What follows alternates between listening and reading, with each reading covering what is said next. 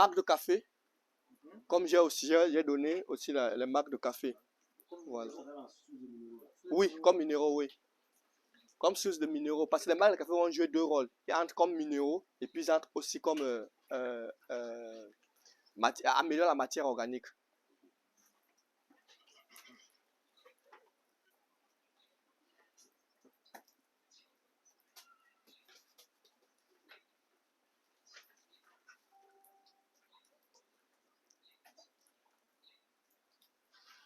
C'est bon?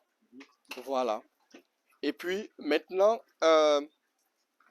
comme autre source de minéraux que vous pouvez avoir, parce que j'ai parlé de la cendre, il peut avoir maintenant les coquilles d'œufs, coquilles d'huîtres, qu'importe. Parce que la dernière fois on était allé à Jacquesville, je crois qu'on avait eu un coquille d'escargot bien décomposé. Donc voilà les sources de minéraux riches en calcium que vous pouvez aussi incorporer.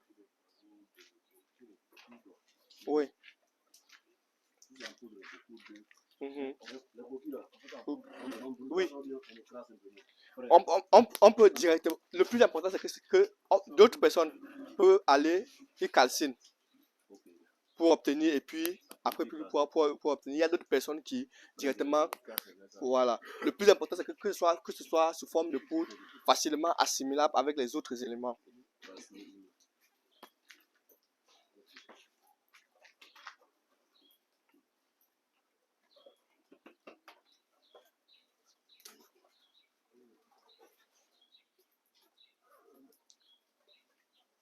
C'est bon? Ok, d'accord. Comme je l'ai dit, une chose que vous devez savoir, c'est que si j'utilise par exemple les balles de riz, ça améliore le rapport carbone-azote, n'est-ce pas? Non, comme ça. C'est ça que je vous montre comme ça. Il n'y a pas de souci. Lorsque j'utilise les balles de riz, ça améliore le rapport carbone-azote, comme je vous ai dit, la disponibilité de ces éléments, parce qu'il faudrait que les racines puissent facilement se procurer ces éléments. Maintenant, lorsque j'utilise le son de riz, ça permet de quoi? D'améliorer aussi la matière organique et la décomposition aussi des différents éléments. Est-ce que vous voyez un peu? Pendant que lui, là, il améliore le rapport carbone-azote, lui, il améliore non seulement la structure, mais ça fournit aussi des nutriments pour les différentes cultures, le son. Est-ce que vous voyez la différence? C'est que l'autre améliore la structuration, l'autre améliore la matière organique. Donc, ce qui fait que les deux, si vous en avez, que ce soit son, ça peut être pour le riz, ça peut être n'importe quel autre truc, mais ce son-là est aussi bon si vous en disposez. Sinon, vous passez donc en lieu vous pouvez utiliser la sueur, ça ne dérange pas. Est-ce que vous comprenez? Voilà. Maintenant, dans ce qu'on va vouloir faire ici, là, il y a aussi ce qu'on appelle la source de sucre, parce que dans ces éléments-là, dans vos éléments, on aura besoin d'apporter, il y aura des micro-organismes. Et comme je l'ai dit, comme source de matière organique, on peut utiliser les déjections des animaux, qu'importe, que ce soit ceux à petite panse ou à grosse panse, en fonction de ce qui est disponible dans votre localité. Si vous en prenez un pour les petits panses, un pour les grosses panses, vous mélangez, il n'y a pas de souci. Est-ce qu'on se comprend?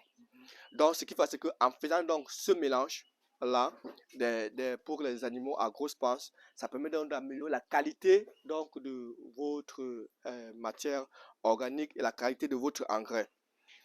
L'autre chose, c'est que c'est la source de sucre. Ce que je vais dire ici, là, ça serait conditionné. La mélange que vous allez apporter, c'est par rapport aux micro-organismes que vous allez apporter à votre engrais.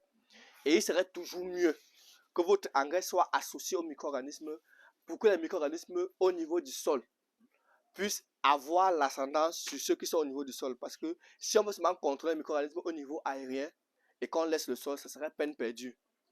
Et pour pouvoir contrôler les micro-organismes du sol, c'est lors de la fertilisation. C'est lors de la fabrication des engrais. Parce que je vais vous montrer comment on fabrique les micro-organismes. Ce n'est pas compliqué. Est-ce qu'on se comprend? Voilà. Maintenant, pour fabriquer maintenant pour les différents. Ici, par exemple, on a ici là, la mélasse, comme on a dit, qui est aussi une source de sucre qu'on peut donc apporter pour nos différents éléments. Et cette mélasse-là va apporter donc de l'énergie et va donc servir de l'énergie pour le développement des micro-organismes qui vont continuer à faire le travail afin que les nutriments soient disponibles pour la plante. Est-ce qu'on se comprend? Et une fois qu'on a fait cela, il faudrait que pour que un abri pour les micro-organismes, c'est le charbon en poudre. Dans la littérature, certains de vous, vous avez parlé du bokashi, qui est tout simplement du bois qu'on a pris et puis on a brûlé en absence d'oxygène et on a obtenu un charbon. Mais s'il n'y a pas ça, parce qu'on fait un phénomène de pyrolyse en absence d'oxygène, s'il n'y a pas ça, si vous prenez le charbon en poudre, c'est bien. Le charbon en poudre va servir d'habitat pour les micro-organismes parce qu'ils aiment l'obscurité.